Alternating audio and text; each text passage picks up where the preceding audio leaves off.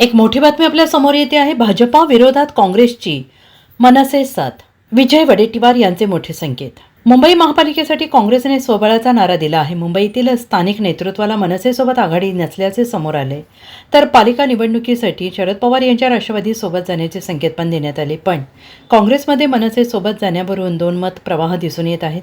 ज्येष्ठ नेते विजय वडेट्टीवार यांनी मनसेसोबत जुळवून घेण्याविषयीचे संकेत दिले आहेत.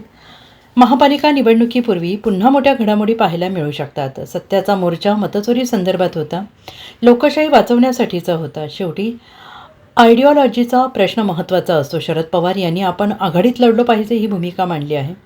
भाजपला हरवण्यासाठी सगळ्यांनी एकत्रित आलं पाहिजे अशी आमची भूमिका आहे. आम्ही त्या संदर्भात सकारात्मक आहोत असे वक्तव्य काँग्रेस नेते विजय वडेट्टीवार यांनी केले आहे.